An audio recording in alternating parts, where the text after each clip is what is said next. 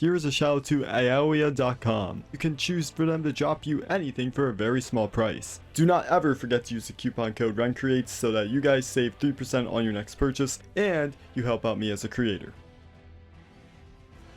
What is cracking, boys and my ladies? Ren the Pikachu here, and today we're going to be covering all the bosses in Limgrave and their locations so you guys can fight them. Believe it or not, there is a total of 22 bosses within the first area of the game. Limgrave is an excellent introduction to Elden Ring for any player, old or new, and it's undoubtedly one of the most magical experiences to a first area in a game you will ever experience. However, with the plethora of bosses we have, there's a lot to get into, so let's start the video right now. The first boss you can fight in the game is the Soldier of Godric. Matter of fact, he is found in the tutorial area right as soon as you met Millennia and Torrent. In the standard graveyard area, you're going to be able to find him. He's more of a mini boss as an introduction to the game. You can easily one-shot him with the guard counter attack. He's a very interesting introduction to the game, but he is optional. The Irregular tree spirit can be found over in the Fingal Fork hero's grave. Matter of fact, this is within the tutorial area at the very end before making your way to the first step. You need 2 Sword Stone keys to open it up, but guess what? You can actually pick those as your starting gift if you want to go and take on this area right at the beginning of the game. It should be noted that you have to make your way through this whole area, and the chariots can give you a bit of trouble. If you not manage to take him down, you will have a good time. So, jumping from the first step, you can fight the Tree Sentinel, the first and very most iconic boss that many will encounter in the game. Excellent introductory to the Cavalry units in Elden Ring. And even though he's pretty tough if you're low level and new, he still is really cool when he drops his weapon. Running up to the progression path, we have Meriget the Foul Omen.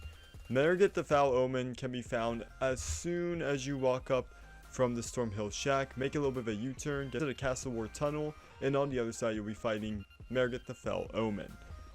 Now within Stormvale Castle, there is a bit of a mini-boss that doesn't have a name tag and giant health bar at the bottom of the screen, but is a mini-boss. And this is the Grafted Skewing. He can be found at the grafting table part in the Stormvale Castle, and even though he is really easy to just run around, if you want to kill him, go for it.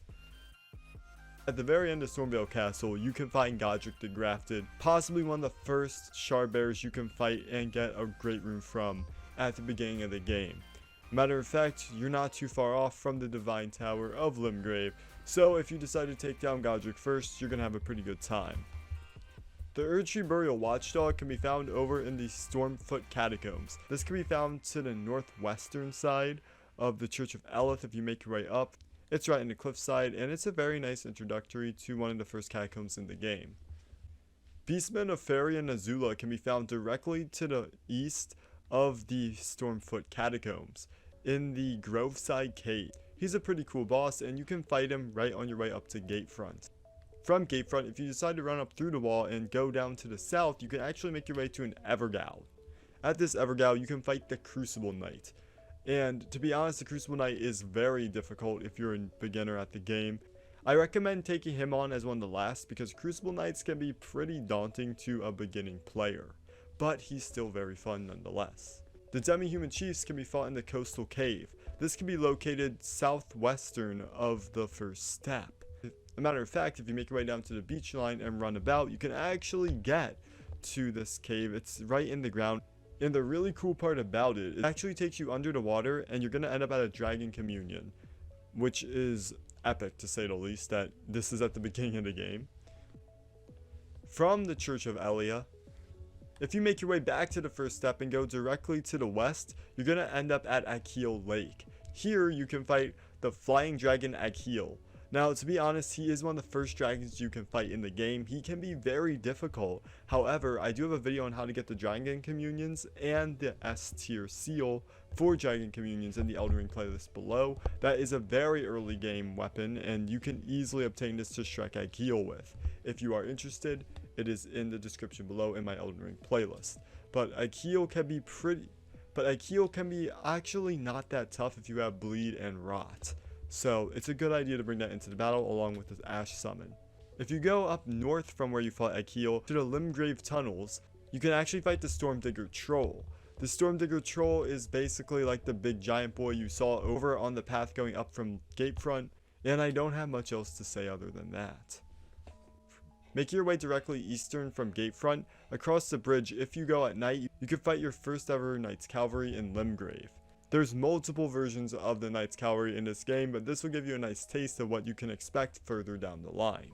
The Bell-bearing Hunter can easily be missed, but if you make your way north from Stormgate and up to the Wormster Shack, there you're going to meet a knight named Bernal.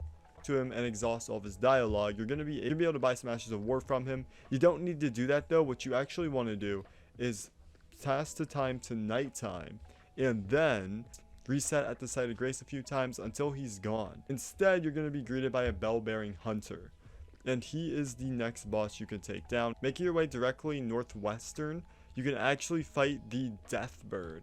He's over by this kind of broken down structure that's stuck in the ground. He can only be located at night, but again, like the Knight's Cavalry, it's another boss that you're going to be seeing popping up every now and then within the game, so it's a nice taste to what you can expect down the line as well. Making your way west from the Saints Bridge, you can get to the Death-Touched Catacombs. From here, you're going to be able to fight the Black Knife Assassin.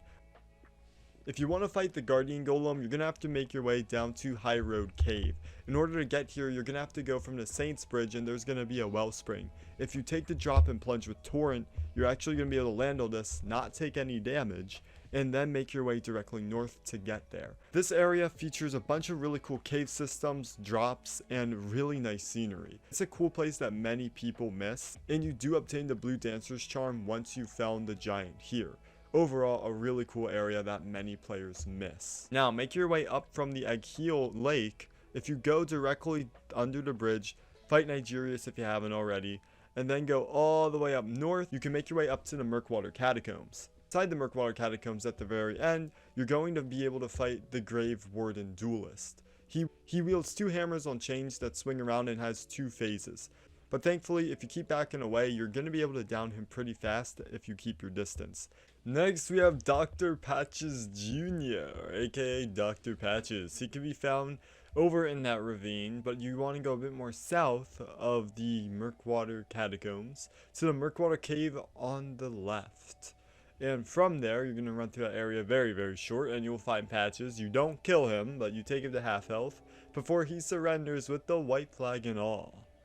Now make your way all the way down south towards the Weeping Peninsula, and there's going to be another Evergouge. And this Evergouge is going to be Bloodhound Knight Dariwill. You could actually fight him with Blythe's quest, and I have a video on his quest and lore. Check it out in the description below in the Elden Ring playlist.